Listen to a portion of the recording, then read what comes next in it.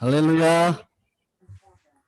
우리 자회분하고 한번 인사할까요? 우리 내가교회입니다. 인사하겠습니다. 내가교회입니다.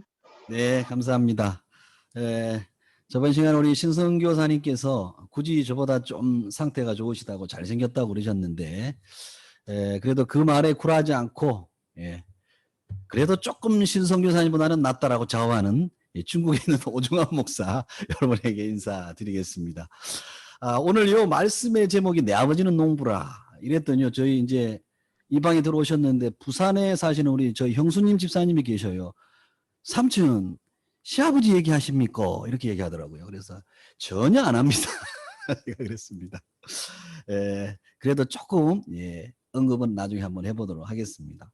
먼저 여러분, 오늘 말씀 전하기에 앞서 가지고 저는 20살 때 예수를 믿었어요.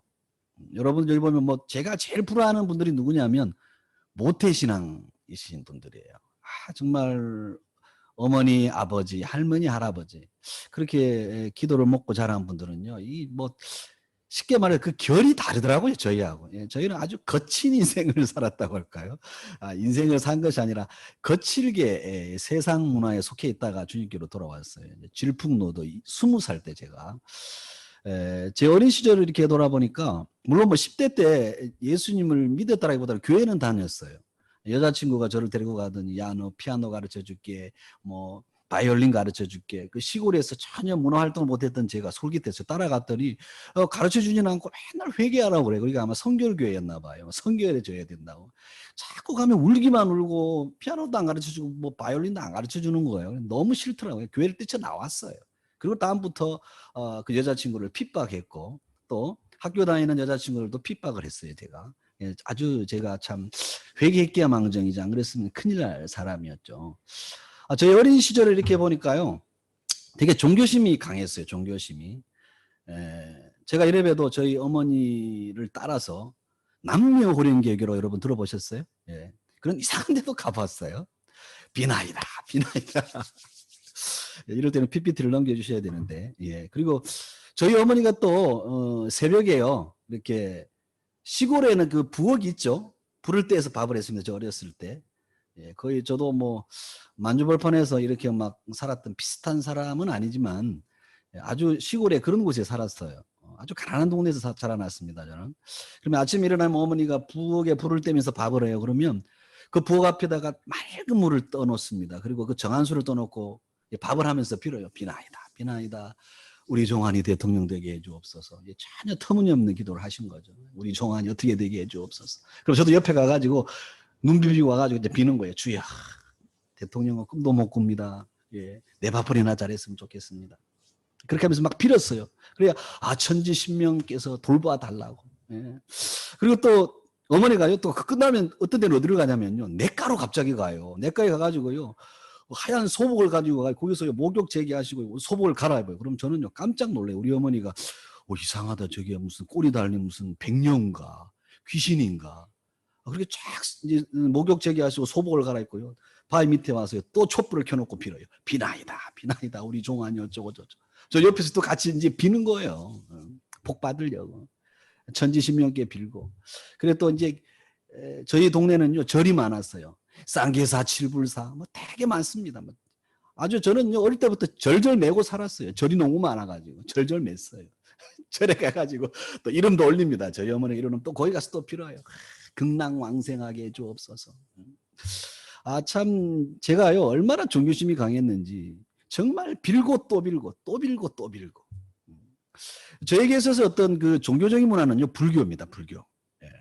여러분, 이 문화가 절이다 보니까요, 이 절 문화가 저에게는 상당히 많았어요. 그렇다고 뭐 아주 절실한 어떤 뭐 보살님이나 이런 것도 아니었습니다. 절이 많으니까 뭐 사월 초팔 되면 절에 따라가고. 하여튼 그렇게 제가 어린 시절을 보내다가 교회라는 곳에 발을 딛고 나서 10대 때 예수님을 인격적으로 만나지 못해서, 그런데 20살에 예수님을 인격적으로 제가 만나게 되었죠. 그래서 어떻게 보면요, 저에게 마음 내면 속에 깔려있는 어떤 종교적인 근간은요 불교예요. 불교. 사실 여러분, 불교는요 우리나라 역사와도 떼놓을 수가 없죠. 불교가 고구려 소수림왕 그 2년 때 들어왔다고 합니다. AD 한 372년도에 한국에 들어왔다고 그래요. 이 불교가 역사, 학문, 뭐 문화, 예술, 우리 의식의 어떤 근간을 이룬다고 볼 수가 있죠. 그러니까 과거사를 이 불교를 떼어놓고는 이야기할 수가 없죠. 그래서 불상에 감도는 그런 어떤 신비스러운 친근감, 저는 그런 게 있어요. 지금은 불상이 불쌍해 보이는데 그때는 왜 불상이 그렇게 친근해 보이는지. 보통 불상이 이렇게 인자하게 이렇게 싹 이렇게 웃고 있습니다. 예, 여러분들의 얼굴이 지금 심각해서 제가 이렇게 일부러 이렇게 하는 거예요. 목사가 이 정도 해주면 웃어주고 그래야 되는데, 이 막 불상을 보면 되게 막 마음이 편안해지고 참 친근감이 있었어요. 그리고 그 막 심산 계곡의 그 사찰을 보면요, 고향 같은 그런 포근함, 그렇죠? 여러분 그 절의 풍경 소리, 그렇죠? 졸졸졸 흐르는 시냇물, 그리고 또 그 절의 물들은 너무 깨끗하잖아요. 그리고 절에 가서 먹는 음식들은 얼마나 또 맛있어요. 이런 포근함의 정서가 우리에게 있었단 말이에요. 저에게 있었어요. 그래서 이 불교는 우리 민족의 어떤 그 조상주부터 흘러오는 그 따뜻한 심성이 있다고나 할까요? 그런 게 있었어요. 한 1700여 년 동안 우리나라의 모든 면에서 지대한 영향력을 행사했다고 하는 거죠. 이 불교가 그렇습니다. 근데 여러분, 이 불교는요, 무슨 종교죠? 철저하게 자력 종교입니다. 자력 종교. 예. 불교는요, 이 세계의 어떤 근원이 그 자체 외에는 다른 원인과 동기가 없다는 거예요. 그러니까 인간을 만든 신성한 어떤 신은요, 존재하지 않는다는 거예요. 인간은 그냥 업으로 태어납니다. 그렇기 때문에 인간은 스스로가 구원을 해야 돼요. 어떤 뭐 초월자가 존재하지 않아요. 그래서 스스로가 깨달아서 부처가 되는 거예요. 그러니까 불교는요, 어떤 부처를 믿는 게 아니에요. 내가 부처가 되는 거잖아요. 그렇죠. 도를 깨달아서 수행을 해서. 그래서 그 부처가 됨으로 인해서 브라만이라고 하는 그 세계 속에 들어가면 진짜 니르만, 해탈의 경지에 이른다. 이런 게 불교지 않습니까? 그래서 불교에는요, 구원의 길이 따로 없어요. 내가 구원자가 되어야 돼요. 그래서 산속에 그래서 집거하는 거잖아요. 철저한 자력 종교. 자기를 구원하기 위해서는 그래서요, 유혹의 속세를 끊어내야 하는 거죠. 정말 그 우리끼리니까 스들이라고 그래야 되겠죠. 스님이라고 붙이기는 좀 그렇고, 그 스들 보면요, 참 대단해요. 저는 근처도 못 가요, 사실은요. 그 도를 닦기 위해서, 수행을 하기 위해서, 자기가 부처가 되기 위해서 그 인연을 다 끊어내잖아요. 사랑하는 사람하고도 끊어내고, 가족들하고도 연분을 끊어내고, 대단합니다. 그래서 그렇지만 이 불교는요, 철저하게 그래서 자기가 구원을 이루어내야 하는 자력 종교. 근데 여러분, 기독교는 뭐예요? 철저하게 타력 종교, 타력 신앙입니다. 우리에겐 창조주 하나님이 존재하잖아요.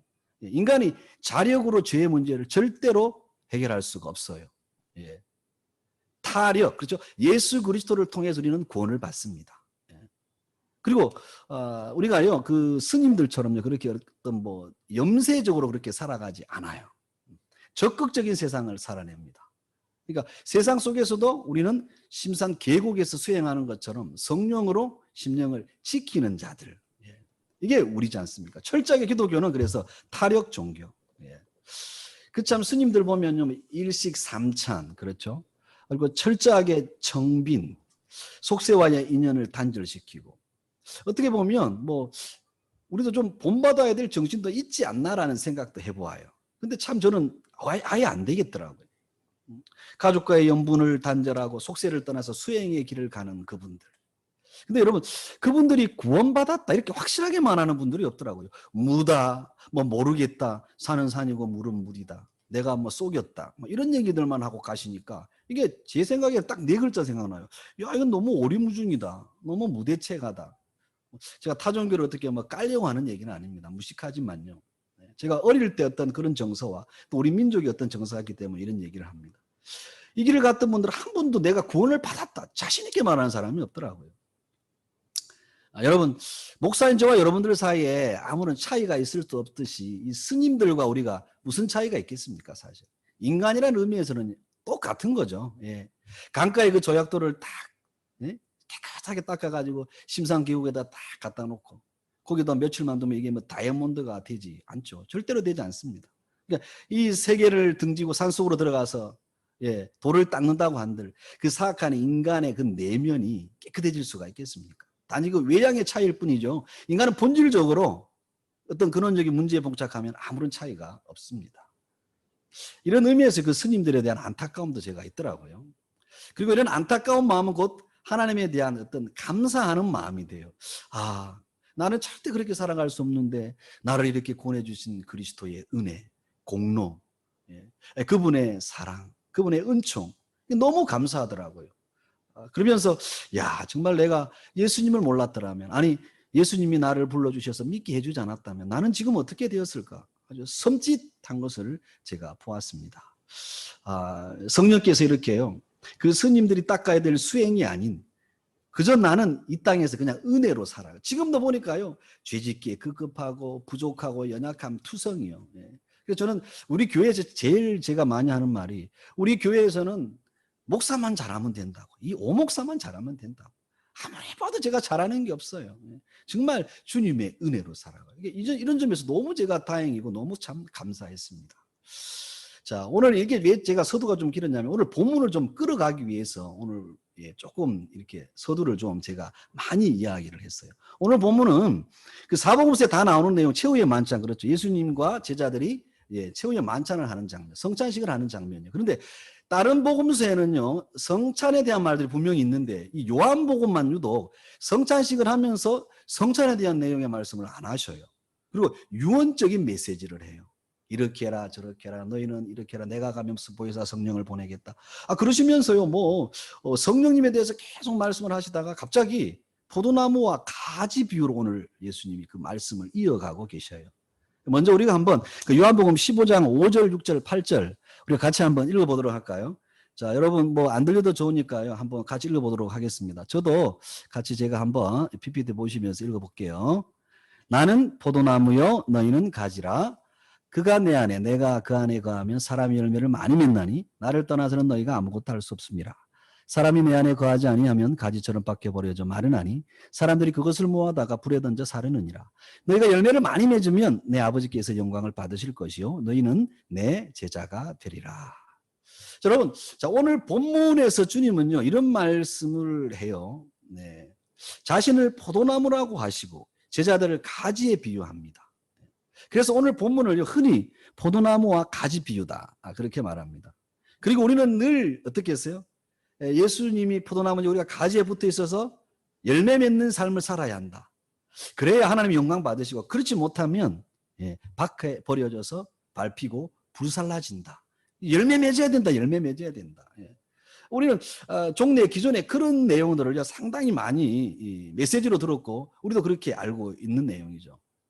우리가 정말 예수님을 따르는 사람들로서 열매를 맺지 못하면 우리의 삶의 어떤 가치와 의미라는 것에서 상당히 부족할 것은 분명합니다. 그래서 오늘 본문을 포도나무와 가지 비유라고 한 것은 참 적절해요. 그러나 본문을 단지 그 포도나무와 가지의 관점에서만 이렇게 이해하고 열매 맺어야 할 가지 어떤 의무만을 강조하면, 여러분 기독교 역시 제가 앞에서 서로를 괜히 좀 장황하게 끌어봤죠. 기독교 역시 자력 종교가 될 수밖에 없다라고 하는 거죠. 내가 열매를 맺어야 돼. 내가 예수님께 붙어 있어야 돼. 여러분 한번 생각을 해보십시오. 이렇게 포도나무가 한 그루 있는데 포도나무는 가지 안에, 가지는 포도나무 안에 거하라 딱 말했어요, 주인이. 그리고 풍성한 열매를 맺어라. 이 명령을 들은 포도나무와 가지가 노력한다고 열매를 맺을 수가 있을까? 이건 의인화 기법으로 쓴 거죠. 기를 쓰고 정진한다고 결실할 수 있을까? 아니 심어놨으니까 될 수도 있죠. 근데 여러분 우리는요 이 기존의 이 포도나무와 가지 비유를 너무 좀 괴기스럽게 이해를 한 적이 너무 많아요. 가지가 나무에 붙어 있어야 한다는 둥. 여러분 이런 말이 사실 이 문법상 어폐가 있는 거잖아요. 그렇죠? 가지가 어떻게 나무에 붙어 있어야 한다는, 가지가 있으면, 나무가 있으면 줄기가 있고 가지가 있는 거잖아요. 그리고 열매를 맺어야 한다느니, 그렇죠? 나무가 있으면 가지가 있고 열매는 맺어지게 되어 있는 거, 열매 맺는 식물이라고 한다면, 그렇죠? 이게 되게 우리가 말이 안 되는 것으로 이해하고 있었어요. 이런 것들이 우리 머리에, 아니 일상 살아가면서 보는 자연의 이치와 순리는 아는데 말씀은요 그렇게 이해하지 않았던 부분이 너무 많아요. 이게 잘못된 고착이, 열매를 맺어야 된다, 가지에 나무에 붙어 있어야 된다, 이런 내용. 근데 우리는 이런 내용을 너무 쉽게 받아들였어요. 오늘 근데 여러분, 오늘 본문을 정말 바르게 이해하고 열매를 맺는 가지가 된다라는 이 부분을 가지고 이해를 하려면요, 그것보다 더 중요한 것을 우리가 놓쳐서는 안 돼요. 바로 1절 말씀이 15장 1절. 자, 한번 같이 한번 읽어보겠습니다. 시작. 나는 참 포도나무요 내 아버지는 농부라. 여러분, 나는 참 포도나무요. 이것은 예수님이죠. 내 아버지는 농부라. 이것은 하나님 아버지를 예수님이 직접 말씀하신 것입니다. 제가 왜 내 아버지는 농부라 하고 하는 부분에 왜 빨간 펜으로 저렇게 썼냐면요. 이 포도나무와 가지 비유는요. 포도나무 예수님으로서 너무너무 중요해요. 그리고 가지 우리들이잖아요. 너무너무 중요해요. 그런데 사실은 이 말씀의 내용에 가장 중요한 것은 무엇이냐? 내 아버지는 농부라는 거예요. 여러분, 포도나무, 가지, 농부가 없으면 여러분 포도나무는요 절대로 자랄 수도 없고 가지에서 포도송이가 열릴 수가 없어요. 이건 뭐냐면 그만큼 농부의 정성과 농부의 열심이 있어야 한다고 하는 것입니다. 포도나무는요 꽃꽂이 식물이에요. 꽂아놓으면 자라요. 근데요 거름도 많이 줘야 돼요. 병충해에 엄청 취약해요. 저희 시골에 보면 장독대 앞에 저희 아버님이 포도나무를요 그 꺾고잔 것을요 이웃집에서 빌려다가 얻어다가 딱 꽂아 놓았어요. 근데 요놈이요 자라나요. 근데 거기다가 아버님이 뭘 주냐면요 우리 몰래 살짝 그 예전에 시골에는 퍼세식이었잖아요. 한 동 이렇게 퍼다가 밑에다 옆에다가 살짝 부어줘요. 저는 몰랐어요. 포도가 너무 맛있더라고. 근데 아버지가 그게 다 너 때문에 자란 거야. 나는 이해를 못했어요. 알고 봤더니 퍼세식에 가가지고 인분을 퍼다가 옆에다가 심어줘. 거름을 주었어요. 그리고 아버지가 때가 되면 나쁜 가지들은 다 쳐주었어요. 그래가지고 제가 포도를 먹었더라고요. 여기서 이제 저희 아버지 얘기를 우리 형수님 때문에 조금 하면 저희 아버지는 정말 가난한 시골의 농부였어요. 아침 식사하시면 가서 산에 나무하시고 밭에서 일하시고 모내기철에 모내기 하시고 제가 제일 싫었던 게 모내기철에 학교가 있는데 오라고 연락이 오는 거예요. 그리고 왜 그런가 보면 와서 모내기 할 때 못줄 잡으라 그러고 뭐 전설의 고향 얘기하는 것 같이 쳐다보는데 여기 뭐 어느 세대나 그걸 알란지는 모르겠어요. 그러면 막 치게 지고 날르고 그래서 너무 싫었어요. 오 목사님처럼 저렇게 시 목사님보다는 기공자처럼 생긴 타입이 경제특구에 사는 분이 그런 일을 했을까 이렇게 이해할 수도 있겠지만 저는 그랬다는 것입니다. 시간이 많이 흘러가니까 자꾸 삼천포로 제 고향이 삼천포 옆에 살아가 자꾸 빠져요. 어쨌든 다시 돌아와서 저희 아버지가 농부였어요. 너무 이 농사일에 열심히 하다 보니까요 병도 드시고 그래 69에 또 돌아가셨어요. 저희 아버지 생각하면 이 농부라는 것이 얼마나 소중한가. 오늘 예수님이 내 아버지는 농부다. 이게 바로 그냥 이렇게 이해가 되는 것이 아니라 이렇게 전두엽으로 그냥 바로 들어와요. 바로 그냥 흡수가 돼버려요. 여러분 포도나무는요 절대 농부가 없이는 자랄 수도 없고요 열매 맺을 수가 없어요. 특별히 여러분 이스라엘의 그 팔레스타인 지방에 그 포도원을 생각하면요 너무 잘 알아요. 팔레스타인 쪽의 평지에는요 농작물을 심어요. 그냥 일반 농작물을요. 절대로 평지에는 포도나무를 심잖아요. 포도나무는 척박한 산지에다 심어요. 돌을 옮겨놓고 거기다 심고 거름을 갖다 줘요. 그리고 영원한 멧돼지로부터 지켜요. 울타리를 만들고요. 전체를 또 볼 수 있는 망대를 만들어요. 쓰러진 포도나무가 있다면 세워주고요. 해충을 또 쫓아야 돼요. 거름을 주고 온갖 정성을 기울여야 돼요. 그래서 팔레스타인에 이런 속담이 있어요. 열매는 농부의 발걸음을 들으면서 자란다. 그러니까 포도원의 포도는 결코 농부가 없이는요 결코 자력으로 포도나무일 수도 없고 절대로 열매 맺지도 못해요. 그러니까 오늘 나는 참 포도나무요 내 아버지는 농부라. 만약 이 말이 없었다면 오늘 본문은 스스로 열매를 맺고 스스로 자신을 구원해야 하는 불교의 불경일 수는 있지만 우리가 아는 성경일 수는 없을 것입니다. 우리가 오늘 이 본문을요 불경식으로 이해하고 내가 돌을 닦고 내가 수행해가 열매를 맺어야 하고 가지에 예수님께 붙어 있어야 한다라고 이렇게 알고 있는 분들이 너무나 많아요. 그런데 우리는 오늘 1절에 이 말씀이 나는 참 포도나무요 내 아버지는 농부라 이 말씀이 턱걸이 버티고 계시니까 타력으로 그리스도를 통해서 구원을 주시는 하나님 아버지의 말씀인 것을 우리가 알 수가 있어요. 그러니까 이 말씀이 있음으로 해서 뭐예요? 기독교가 되는 거예요. 하나님께서 길이요 진리 되시고 생명 되신 참 포도나무이신 예수님을 이 땅 가운데 심어주셨어요. 죄인 된 우리를 가지로 예수님에게 붙여주셨어요. 포도원을 그렇게 가꾸어 주셨기 때문에 우리가 열매를 맺을 수 있다가 아니라 열매를 맺어가는 복을 받은 성도가 된 것입니다. 이처럼 포도나무이신 예수님이 계시고 농부 되시는 하나님이 계시기에 우리는 비로소 참된 그리스도인이고 열매 맺는 성도로 성장하고 성숙해 가는 것입니다.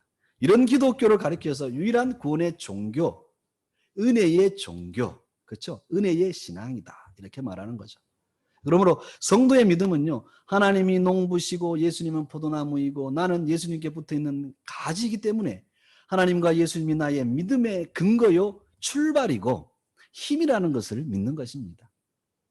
이 땅의 삶도 내 것이 아니고 내 안에 아버지와 아들의 영인 성령이 나를 주관하시고 내 안에 사는 것을 고백하는 것이 성도의 삶인 것이죠. 그래서 이것을 아는 자는 무엇이든지 구하는 대로 이루어 주신다. 7절에 그렇게 이런 맥락에서 주님이 이 말씀을 하고 있어요. 그러니까 무엇이든지 이루어 주신다. 구하는 대로. 다시 말하면요, 내 정욕, 내 자랑, 내 것을 관찰한다는 것이 아니라 하나님의 뜻을 구하고 하늘의 신령한 것을 구하고 성령의 인도를 받는다는 어떤 관계적인 말이에요. 농부이신 아버지가 우리를 예수님께 붙여주셔가지고 우리로 열매 맺게 하시니까, 그런 맥락 안에서 우리가 주님 앞에 기도하게 돼요.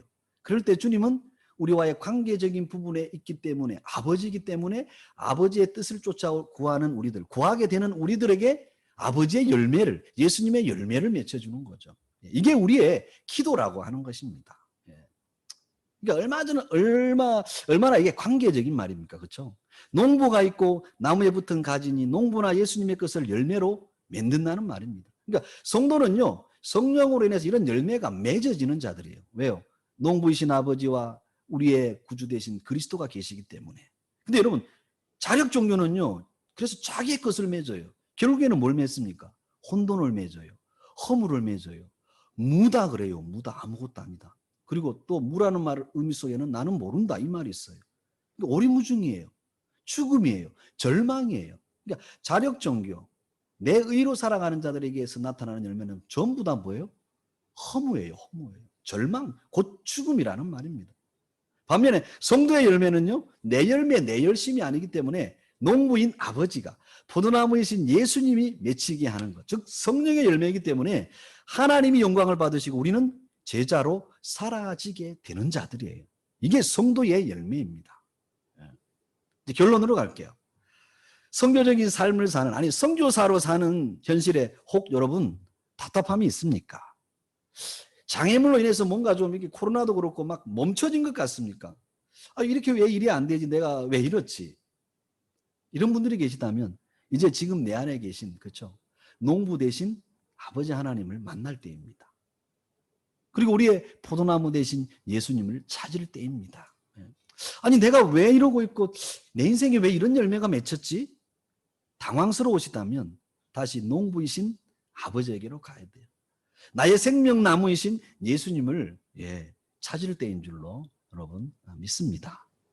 인생을 살면서요, 참 황혼역이든지 언제든지 이 나의 인생의 어떤 열매를 보면서요 후회할 때가 참 많더라고요. 저뿐만 아니겠습니까? 인생을 살아가는 인생은 다 똑같죠. 이럴 때 우리는요 농부이신 아버지를 구하고 찾을 때인 줄로 믿습니다. 우리의 포도나무이신 생명나무이신 예수님을 찾을 때인 줄로 믿습니다. 사실 우리는요 우리의 존재부터 우리가 그리고 예수님 안에서 구원받은 것, 그것뿐만이 아니라 지금 여러분 우리가 선교사로 살아가는 전 삶의 여정을요 우리의 자력으로 해야 하는 자들이 결단코 아니라는 것입니다. 하나님께서 이렇게 해주십니다 하면요, 그럼 나는 뭔가 이렇게 고민하는 사람들이 많아요. 나는 아무것도 아니에요. 고민할 게 없어요. 내 안에 계신 성령이 내가 예수라고 하는 그 가지에 붙었기 때문에 그 예수님의 진액을 빨아먹게 하시면서 우리를요 작은 예수화 만들어 주셔요. 그러니까요 내 의지는 뭐지 이렇게 고민할 필요가 없는 거예요. 주님이 나를 만들어 가시더라는 말입니다. 예수님 타력으로 구원을 이루신 하나님이 우리의 삶도 열매 맺는 삶으로 성령을 통해서 살게 하시더라는 말입니다.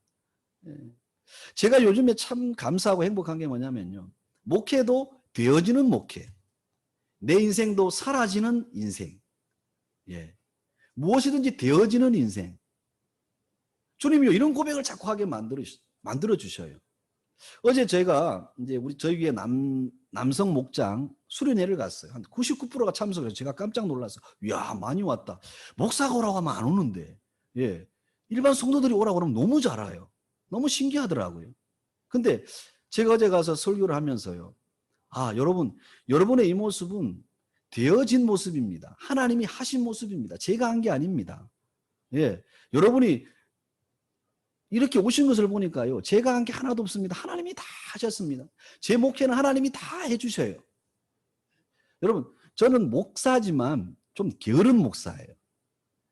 목사지만 정말 행복한 목회자예요. 막 짜내지도 않고요. 그렇다고 막 안절부절하지도 않고요. 이게 막 되어지더라고요. 정말 이게 은혜예요. 이사를 하는데도요.